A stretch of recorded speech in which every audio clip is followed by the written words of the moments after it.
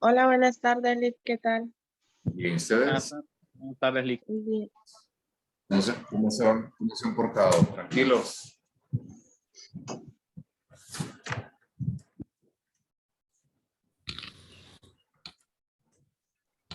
Con un súper tráfico en la universidad, porque como toda esta semana son las graduaciones.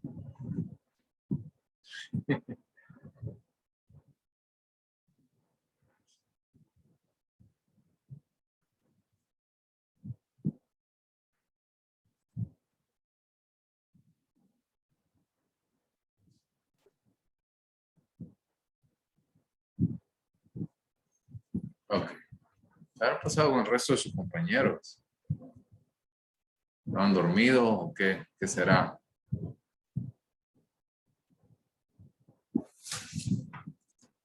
Ya, yo creo que es el clima también. Lo invita a dormir. A lo mejor, Liz, tanta lluvia da sueño. ¿Y O saben no qué? entraron ayer y andan en la U haciendo el examen, ¿no? Sí, pero no puedo creer que alguien no se atreva a conectarse un día antes y de ahí quiera venir a la universidad. Ok. Aprovecho y les mando el enlace, ¿sí? Para que vayan firmando la lista de asistencia e iniciemos entonces la clase del día de hoy. Habíamos hablado un poco acerca de los componentes más importantes de desarrollo con respecto a la sensación y percepción. Algo interesante de la sensación y percepción, como habíamos hablado, es que todos los patrones, todo lo que nosotros hemos visto, siguen el mismo patrón. ¿A qué conclusiones, ahorita que ya vimos la visión y la audición, vamos a ver el gusto, olfato, que están muy relacionados? ¿Qué características en común encuentran ustedes entre estos dos sentidos?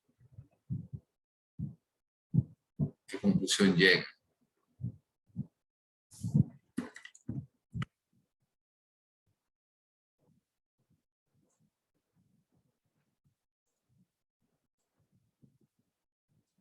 ¿Nadie? ¿Qué conclusión llega más o menos en este sentido?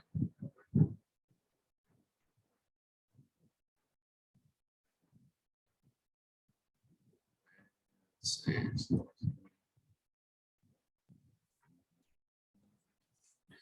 ¿Qué les pasa? Ustedes andan como como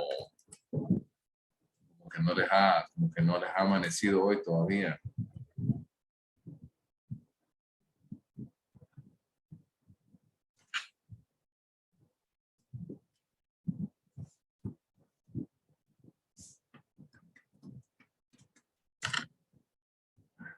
Un segundito que estoy terminando de hacer algo. Vuelvo a preguntar. ¿A qué conclusión llegan ahorita con esto que ya observaron ustedes eh, sobre lo que hablábamos de los aspectos más importantes relacionados con eh, la audición y la visión? ¿Qué aprendieron o qué se llevan hasta este punto de lo que acabamos de hablar? ¿Cómo es la manera de ver las cosas, los puntos más importantes? Por ejemplo, hablábamos acerca de que las personas, principalmente, recordemos que todo el proceso de visión entra por una célula receptora. En el caso de la visión hablábamos de conos y bastones, que en el caso de la audición hablábamos entonces de que estas vibraciones nosotros las captamos en nuestro oído externo, luego medio, luego interno, para luego finalmente llevar esta información hacia, obviamente hacia la corteza primaria, ¿verdad? Que era la que es la encargada de poder interpretar esta información y darle una idea, ¿no? Poder llevar esta información hacia el cerebro y finalmente poder, pues, obviamente llevar a cabo los distintos procesos que, pues, van a llevarnos a la audición, van a llevarnos a entender los sonidos y darle una interpretación. Ocurre muy parecido, y con esto quiero, ya ahorita les empiezo a presentar pantalla. Un segundo. Y con esto quiero empezar a hablar acerca de, del gusto. ¿Sí? Y el gusto es muy interesante porque les ha pasado, bueno, ahorita yo que estuve enfermo de COVID no me pasó, pero sé de muchas personas que perdieron el gusto, ¿no? El gusto, el olfato. Se han preguntado por qué siempre va muy de la mano estos dos sentidos. Incluso, por ejemplo, ustedes, estoy seguro que toman de repente alguna pastilla que no les gusta mucho, que sabe mal, o que sabe muy amargo, o que sabe, ¿sí?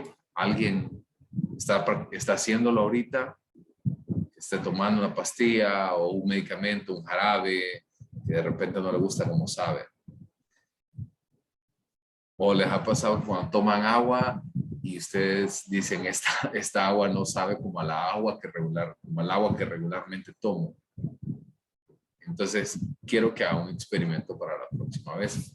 Tomen un trago del medicamento, del agua, de lo que sea, normal, y vean, y simplemente en el siguiente sorbo que ustedes tomen, tápese la nariz.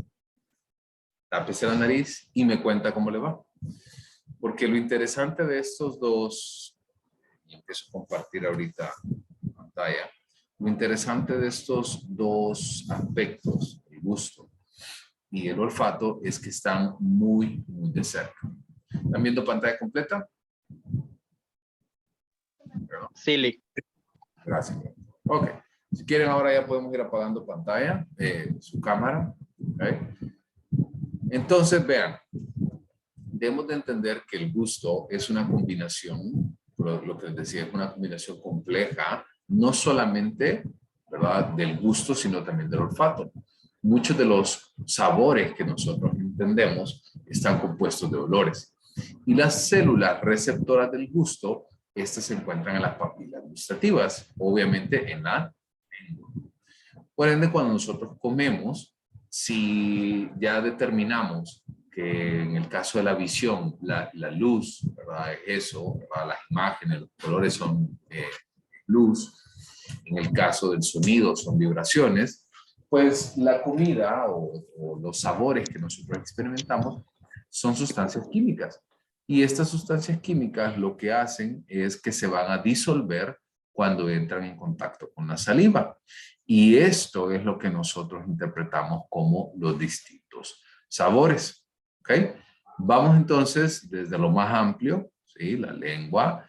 En la lengua, ¿sí?, hay las células receptoras, que son conocidas como las papilas gustativas, que está en esta siguiente imagen, y luego cada papila gustativa tiene entonces algo que es conocido como la célula gustativa. Esa célula gustativa es una rama especializada que lo que hace es que a partir del poro gustativo recibe esa sustancia química, la cual es traducida, entra en contacto con la célula como tal y luego llega a lo que se conoce como neurona gustativa, lo cual va a llevar esta información a través del nervio hipogloso, que es el nervio que conecta directamente el cerebro con el gusto, y ahí es como nosotros vamos a entender que los distintos sabores, lo que les decía, sabores. O sea, cómo nosotros podemos saber que el salado es salado o que el dulce es dulce a través de nuestras papilas gustativas. Por ende, entonces, las papilas gustativas no solamente van a estar asociadas con la percepción de sabores, o sea, que entran en contacto directo con la papila gustativa, sino también de los olores. Quiero hablar también de otros sentidos que son los sentidos sinestésicos y vestibulares. En el caso de ambos, solo regalen un segundito.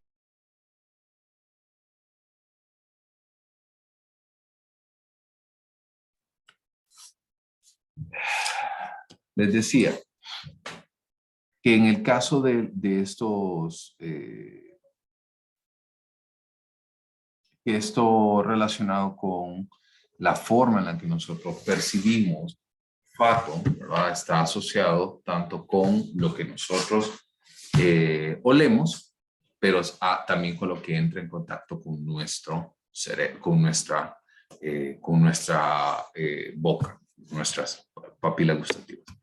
Otros sentidos, que son conocidos como los sentidos sinestésicos, que esto está asociado más a lo interno.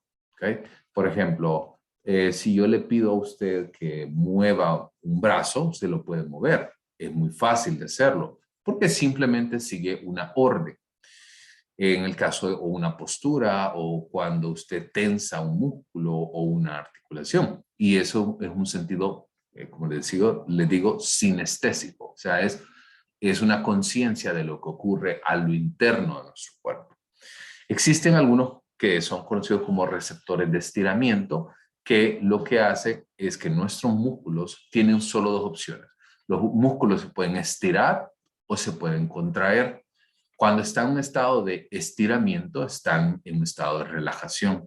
Cuando entran en un estado de contracción, están en un estado de apretar, ¿no? Como de estar fuerte en este sentido.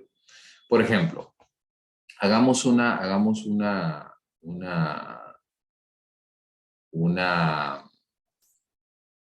prueba ahorita. Quiero que se relajen, quiero que puedan sentir su cuerpo, cómo se siente esto.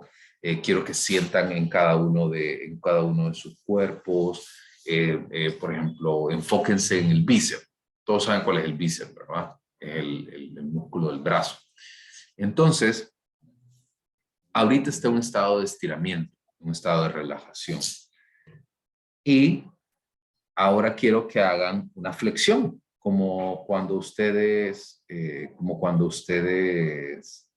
quieren mostrar, por ejemplo, cuánto han trabajado en el gimnasio. Entonces, cuando usted se conoce, pues se dice tal vez en términos un poquito coloquiales, aprieta, ¿no? O aprieta el músculo, pues ahí es donde se torna un poco duro y ahí es donde nosotros conocemos como un elemento de contracción muscular. Y también existen los sentidos vestibulares que nos dan señales acerca de nuestra orientación y posición en el espacio. Lo que hablábamos, recuerda, lo que nosotros hablábamos hace poco acerca del oído. Recuerdan que hablábamos acerca de las infecciones que pueden ocurrir en nuestro cuerpo, específicamente en el oído, y además de esto, lo relacionado con la falta de equilibrio, que de repente se puede desorientar o que quizás podemos perder posición en el espacio. Esto es conocido como un sentido vestibular. ¿Recuerdan? Voy rapidito con esto, porque ya lo habíamos hablado cuando discutimos acerca del oído. ¿Estamos bien hasta acá? ¿Dudas?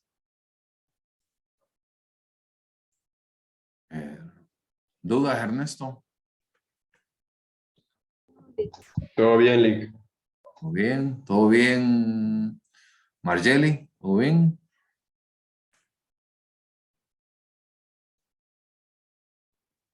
Todo bien, Lick. Ok, perfecto. Permiso. Disculpe, usted Permiso. tiene acceso al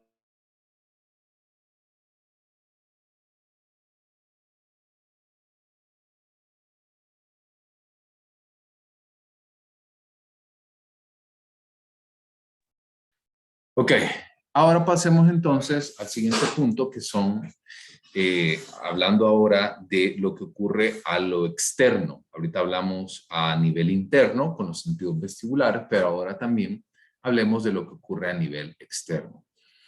¿Cuántos de ustedes, quiero que levanten la manito, cuántos de ustedes se marean cuando viajan, ya sea en carretera o de repente están en camino hacia algún lugar aquí cercano, pero están chateando, por ejemplo? Están con el celular o están leyendo. ¿Qué les pasa esto?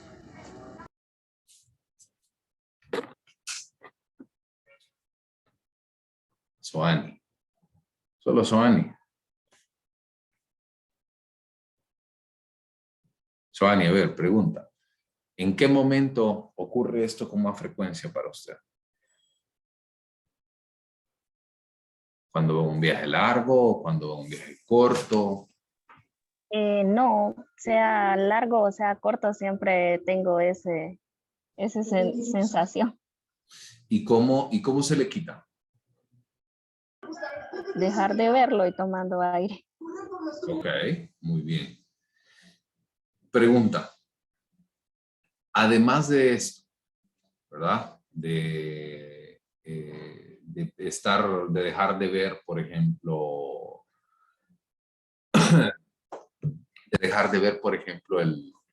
la pantalla de su teléfono, ¿se ha hecho alguna vez una práctica por que ustedes puedan observar, por ejemplo, en lugar de enfocarse en algo corto, enfocarse cuando usted va a un viaje largo, enfocarse como en las montañas, así a lo lejos? ¿Alguna vez lo ha hecho?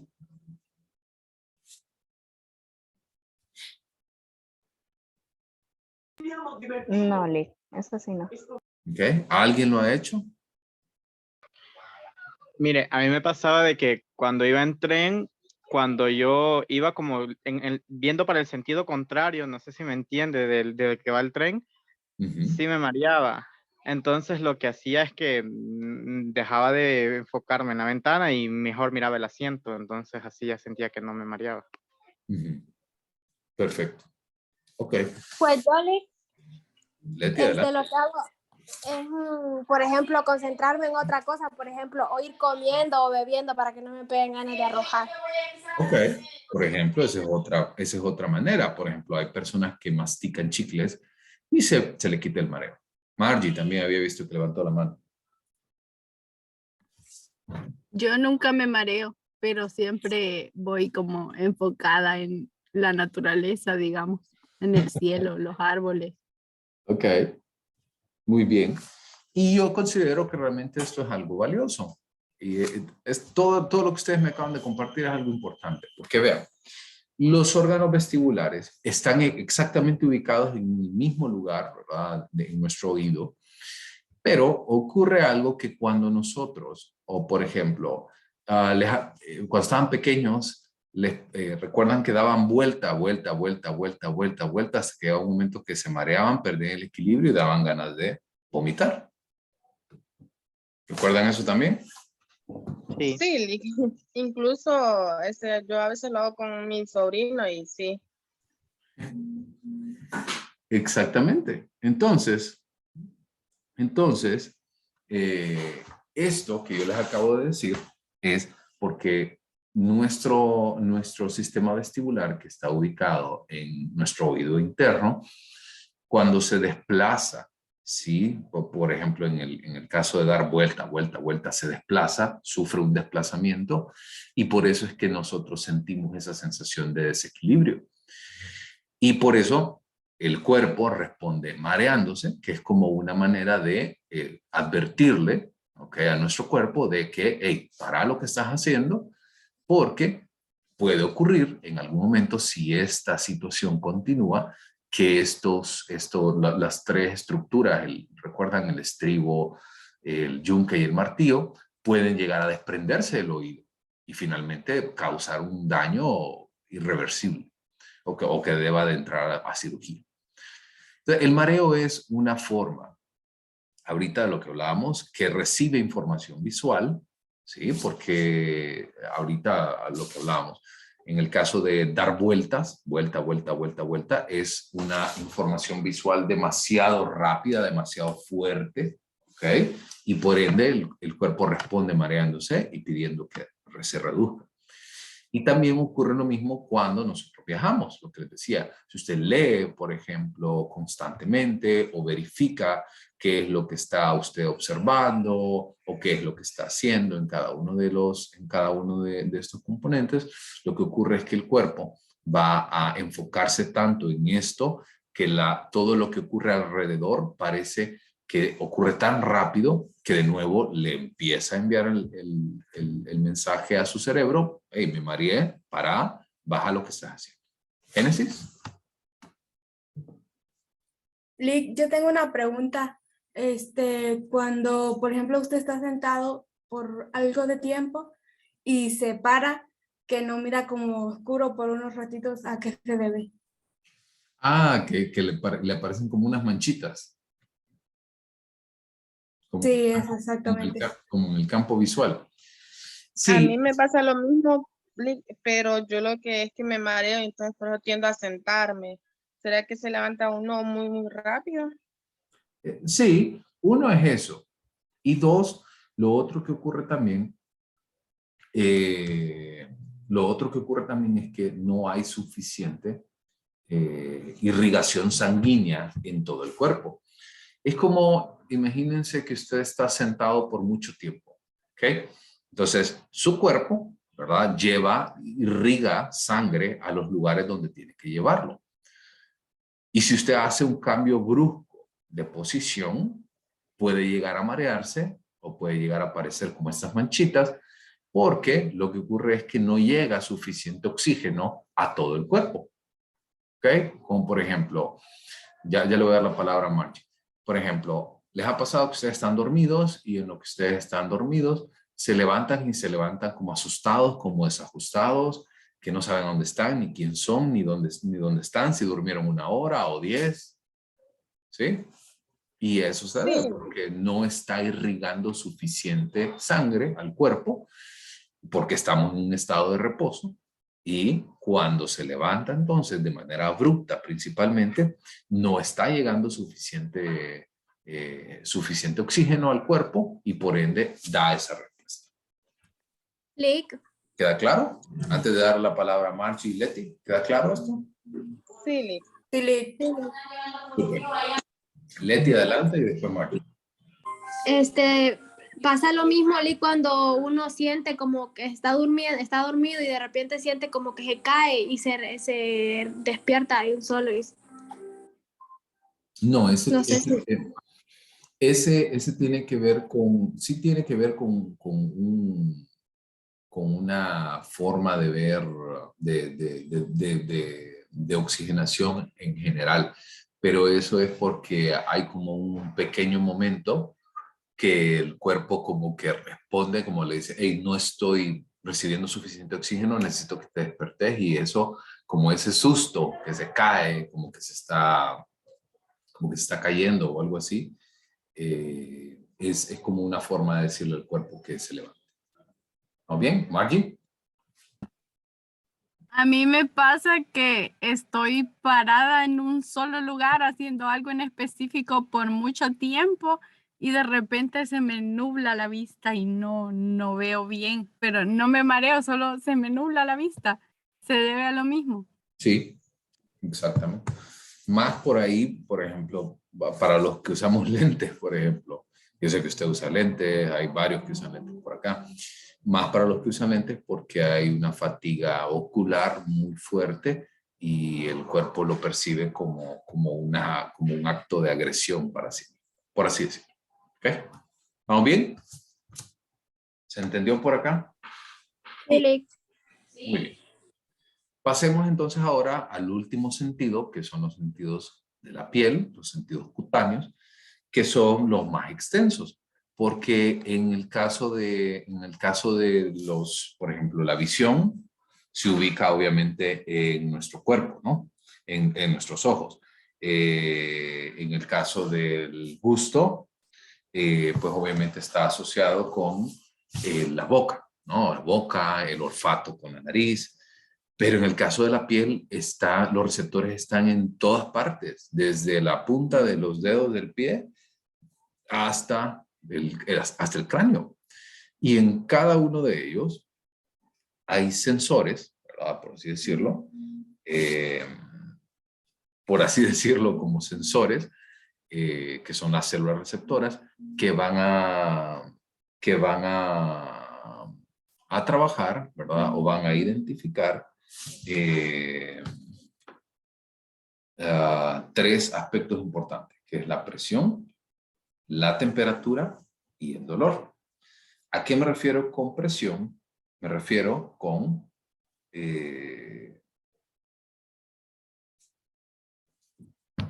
mejor iba a explicarlo, pero mejor enciendo mi cámara. También quiero que se enfoquen ahorita en mi cámara. ¿Ok?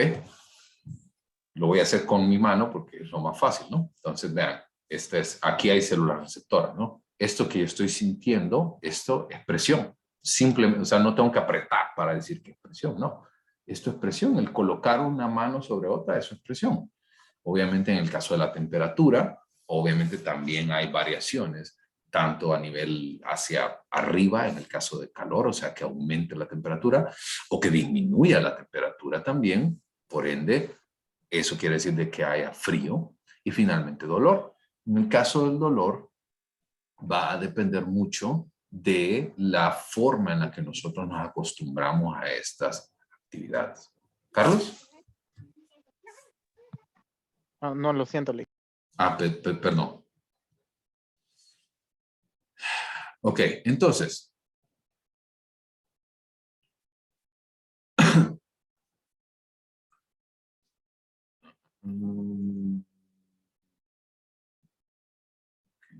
Veo esto. Ok. Entonces, vean. Algo importante de los sentidos de la piel es que nosotros nos acostumbramos a esto. ¿Ok? Por ejemplo, a ver, aquí voy a abrir un debate. ¿Cuántos de ustedes, levanten la mano, se bañan con agua helada? Ya sea por elección o por no elección. Maggie, Mayra, Génesis, Yari, Leti. Okay. ¿Y cuántos? Chica, qué montón veo aquí. A ver. Yo se les va. Ok. ¿Y cuántos de ustedes son de bañarse con agua caliente, aunque esté a 40 grados de temperatura? Es el lado opuesto. Carlos, Ernesto, Keren, Luis. ¿Y los demás? Los que no respondieron. No se bañan los que no respondieron. Y los que no respondieron, entonces vean. Ahora, yo les quiero hacer una pregunta. Yo era, como dicen, team calor. O sea, yo, aunque fuera 40 grados de temperatura, yo me bañaba con agua caliente. Pero de ahí empecé a observar los efectos que tiene una ducha fría sobre el cuerpo. Incluso hasta efectos, ¿saben que las duchas frías tienen efectos hasta antiinflamatorios? Porque nosotros en nuestro cuerpo, pues lo que comemos, lo que hacemos, lo que dejamos de hacer y todo eso tiene un efecto de inflamar el cuerpo. No una inflamación como cuando usted se guinza un tobillo y el tobillo parece pelota, sino que está muy asociado con una inflamación crónica que es imperceptible, es muy ligera. Entonces, cuando usted se da una ducha fría, por ejemplo, usted genera un efecto antiinflamatorio. O sea, estamos afectando el tema y estamos hablando del tema de temperatura. ¿Y por qué les hago esta pregunta? Porque tanto para la temperatura como para el dolor, nosotros nos podemos enfocar y nosotros podemos acostumbrar nuestro cuerpo a esto. ¿Ok? Esa es la parte importante de este tema que yo les quiero decir. Tanto la temperatura como el dolor es algo que se puede moldear, es algo que se puede cambiar. ¿Ok? Hablemos ahora un poquito acerca del dolor. En el caso del dolor, hay dos teorías importantes, no creo que hay, sí, dos teorías importantes que son conocidas como la teoría del control de entrada y la teoría biopsicosocial. La primera teoría, que es la del control de entrada, es que existe, ¿sí?, por así decirlo, como una puerta neurológica en la médula espinal que controla la transmisión de impulsos dolorosos al encéfalo. por poner un ejemplo. Yo me golpeo, les voy a poner un ejemplo de lo más sádico que puede haber en este mundo. Usted está caminando a oscuras y cuando está en la noche y cuando está caminando a oscuras se lleva el dedito pequeño del pie con la cama o con la mesita de noche. ¿Cómo se siente? Dios, ligue, eso es horrible, no quiera Dios. Ah. ¿Ok? Se le acalambra todo el tobillo a uno, hasta arriba. Exacto. Y se le olvidó completamente que tenía sueño. Y hasta habla como dicen, habla en otras lenguas. A mí me da cólera y enojo que no se imagina. Y esto es algo bien interesante que les quiero comentar. Por ejemplo, vean, la teoría de la puerta neurológica es, recordemos que la médula espinal funciona como una autopista, ¿verdad? Como una autopista que lleva información del cerebro hacia el resto del cuerpo y viceversa. Entonces, la teoría del control de entrada es que existe como una puerta que transmite la información dolorosa desde la médula espinal y realmente donde nosotros sentimos el dolor es en el encéfalo. ¿Ok? O sea, es en el cerebro. Y la teoría de control de entrada es que hay, por ejemplo, ¿cuántos de ustedes les parece doloroso algo que quizás, vaya, por ejemplo, vamos al típico ejemplo, ¿por qué a algunas personas las vacunas son la muerte? ¿Se han fijado que hay gente que le duele, que llora y que, vaya, mi esposa es una de ellas, mi esposa cuando le sacan sangre, cuando la enfermera viene y va a hacer eso, le dice, no, pero a ver, cuente. 1, 2, 3. O hábleme, por favor, porque no quiero ver y no quiere ver lo que está haciendo. Y yo, por otra parte, por ejemplo, ¿ustedes saben dónde está la tibia? ¿Sí? La tibia, el hueso tibial y el músculo tibial. Lo que se conoce como chimpa, ¿verdad? Donde se ponen las chimpas los futbolistas. ¿Ya se ubican dónde es? Sí. Imaginemos aquí esto, ¿verdad? Este es individuo y esta es la chimpa, ¿no? El espacio que hay entre la rodilla y el tobillo. Pues yo sufro de mucha tendinitis tibial, o sea, por el ejercicio que hago. Y a mí a veces me inyectan la tibia.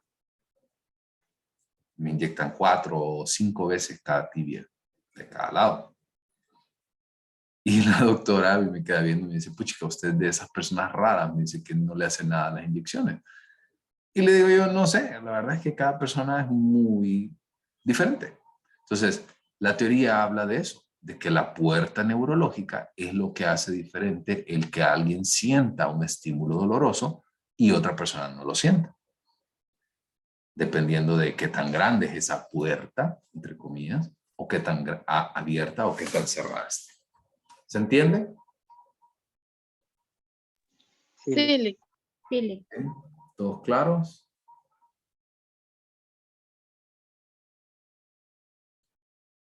Ok.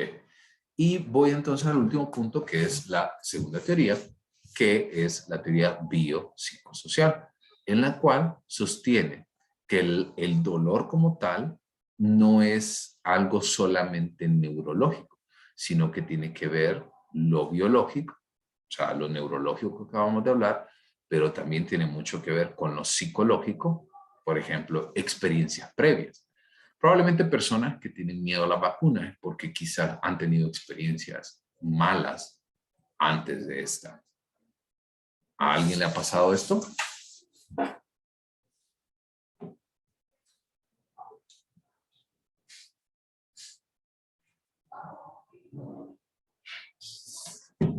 ¿A alguien les pasó que, por ejemplo, previo a una vacuna, alguien le puso una vacuna mala, por así decirlo, o que le causó una reacción alérgica, por ejemplo? Sí, A mí una vez en el glúteo, Lick. ¿A mí una vez qué, perdón? O sea, A Luis y Meili. Luis primero y luego Meili. A mí una vez en el Seguro Social estaba pequeño y me pusieron una inyección mal. Y desde esa vez he quedado con trauma de no poner mi inyección en el glúteo, solo en los brazos, porque me da miedo igual que me la vuelvan a poner mal. Porque sí es un dolor bien feo. A mí no es que no es como miedo como con una inyección, pero una vez hice un ejercicio con una máquina y creo que no tenía muy bien hecho la técnica, bueno, no la tenía, y pues me lesioné el hombro, entonces luego de ahí ya no la toco, ni me gusta verla. Por ejemplo, y eso puede pasar. Leti, adelante. No, Ligle, a mí me pasó lo contrario. Una vez me inyectaron en el centro de salud y era una inyección en la nalga, como decimos, ¿verdad? Y yo estaba pequeña y yo como no quería que me pusiera la inyección, yo ponía duro ahí. Entonces me inyectaron como 5 veces porque la aguja se quebraba. Entonces desde ahí dije yo no vuelvo a poner dura ahí y normal con una inyección por esa pasada. O sea que a mí me pasó lo contrario. Exactamente. Y eso tiene que ver con algo psicológico. Experiencias previas, malas experiencias. Margie. En el caso de que nos dé miedo sin tener ninguna experiencia previa. Probablemente nosotros aprendemos, vaya, por ejemplo, las fobias son muy, y aquí voy a unir la parte psicológica con la social. Por ejemplo, ¿les ha pasado que hay personas que ustedes vienen y su papá, su mamá tiene miedo a algo en específico y usted no ha tenido esa experiencia, pero, ay, dice usted, Dios mío, me da miedo porque lo ha visto y lo ha aprendido, ¿cierto? Entonces, por ejemplo, aquí vamos a lo social, porque usted aprende a partir de experiencias previas. Y finalmente, la parte social también puede llegar a cambiar mucho la percepción del dolor. Por ejemplo, imagínese la misma situación de la vacuna, donde usted viene y hace el cambio de, imagínense las dos situaciones. Uno, usted se va a poner una vacuna solo y luego usted se va a poner una vacuna en grupo, principalmente para el hombre, por ejemplo, y hablo de elementos sociales. El hombre va a tratar de hacerse lo más fuerte posible, ¿cierto? Como para que el grupo no le perciba como débil, ¿cierto? ¿Qué opina? Sí, Lick. Sí. Y eso tiene que ver con la manera de que nosotros aprendemos a percibir esta información. ¿Ok? Y con eso termino para que mañana continuemos con percepción y algunas cositas adicionales. ¿Ok? ¿Dudas? Quiero que vamos encendiendo entonces la cámara. ¿Dudas, preguntas, consultas? ¿Todo claro?